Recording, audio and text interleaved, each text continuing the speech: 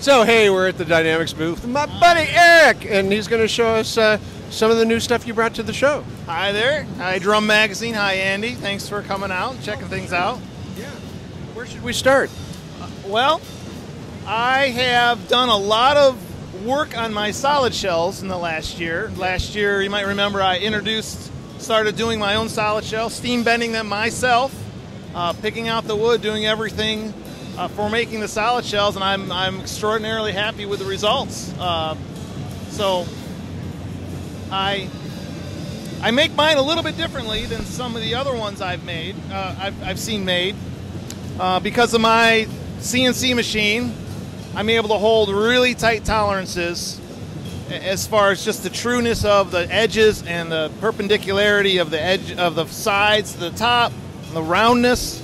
I've been really happy, and and we're also starting to supply to some other makers also. Oh, that's cool.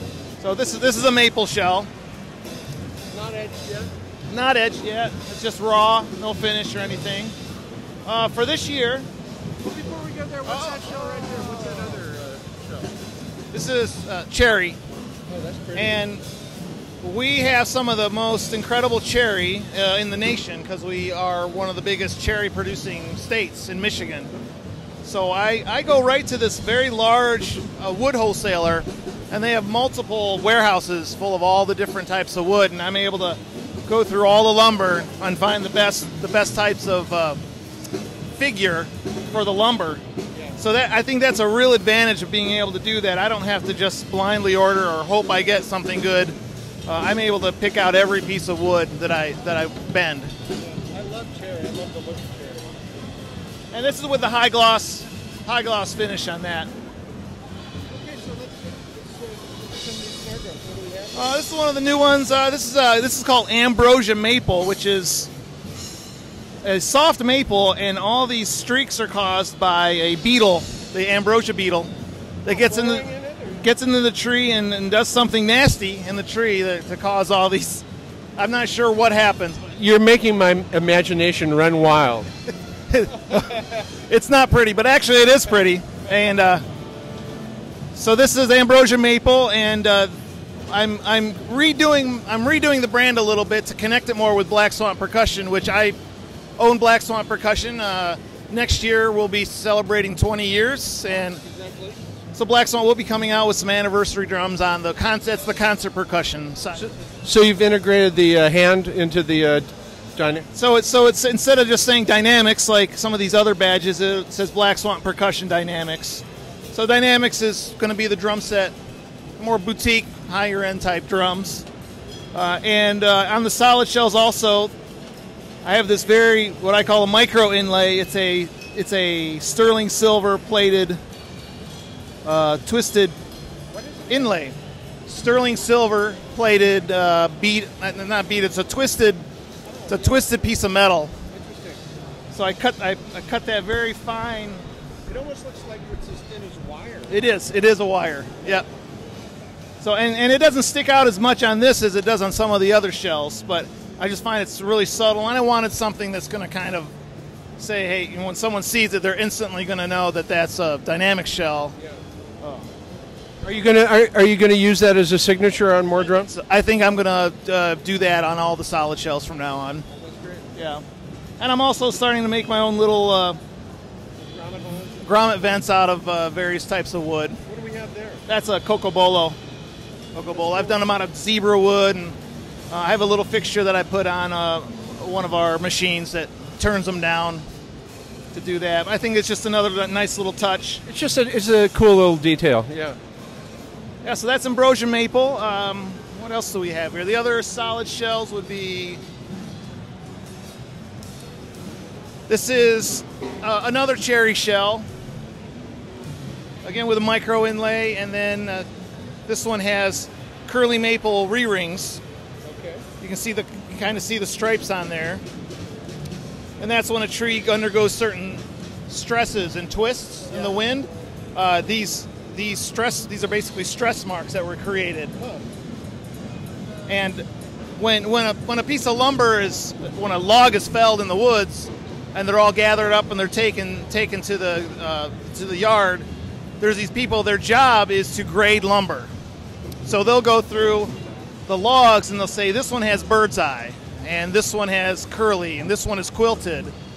And that's how you end up with different grades and the different types of lumber. It all kind of comes out of certain forests, but it's a very specialized job to be able to look at that lumber, to look at the log and know what it is. Yeah. So that's very interesting. So you've got reinforcement rings on all your solid shells, right? It's very difficult to keep the shell round without them because wood moves so much. And one thing I do is the final machining of the shell actually happens after the re-rings are installed. And I have a kind of a unique way I put the re-rings, insert them into the shell to kind of stiffen the shell up. And then the final machining processes happen after that, which really helps maintain that super round, because that's the most critical thing, round and true. So that's what I've been working on for a year and a half plus now, and I'm really happy with the results, and some other manufacturers like them too. So what else do we have here? This is a walnut. This is a walnut shell. Again, solid? That's a solid shell. Got walnut re-rings, the inlay, the badge. This is a 13-inch. It's a real elegant looking shell right there. Yeah, I'm a woodworker at heart, so I just really like nice wood with nice figuring, and it's really gratifying to be able to make your own shell. I mean, for so many years, I've made drums, but to finally be able to make something like this is really kind of, I think, takes things up a notch for us. So is Dynamicx doing any ply shell? I do some veneered shells, but they're always some kind of exotic veneer on the outside. It's a solid shell with a veneer on the outside. No, it's a ply shell. Just edit that out, will you? No, it's a ply shell, yes, with a veneer, but the solids definitely garner more attention for that. That makes sense.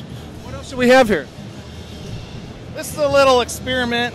I don't know, it was a couple days before I even had to ship all my stuff. I'm like, I think I'm going to do this.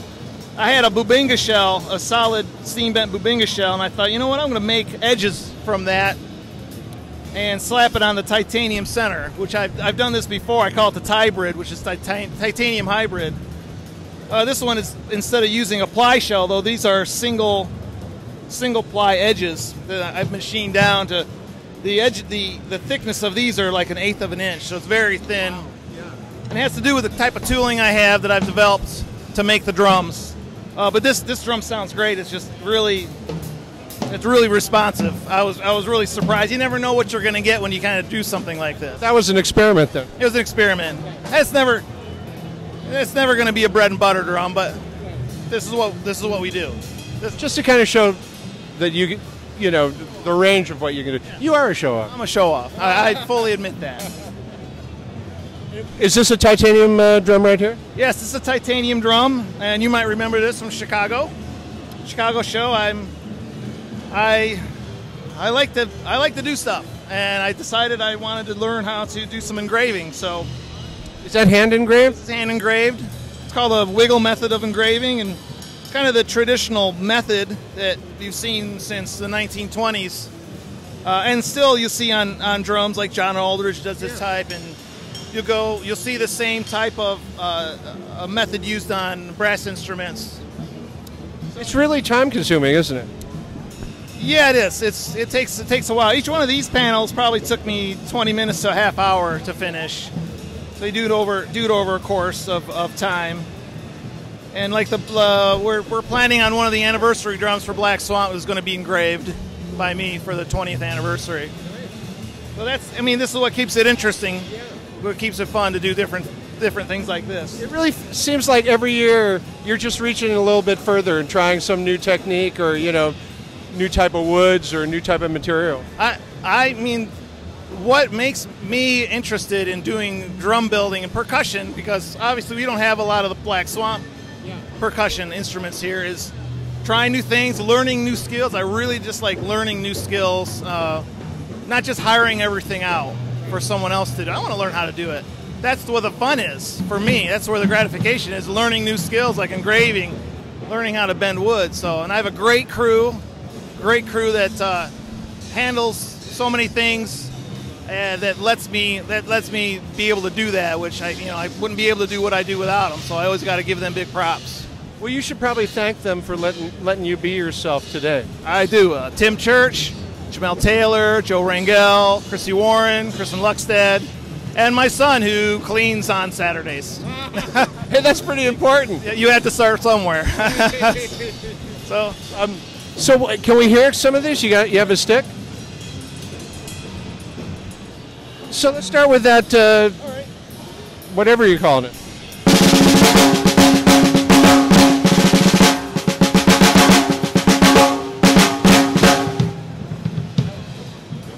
Titanium.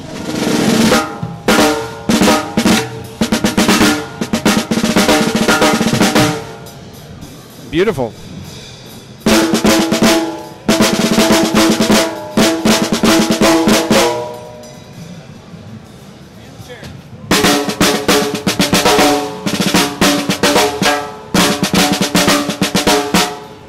You know what's so great is that very often you'll go to a booth where they have a couple of solid shells, a couple of ply shells, different materials, a couple metals, and then you'll say, "Hey, play those for it." It's like dank, dank, dank. If they're all, it's like there isn't any great huge difference.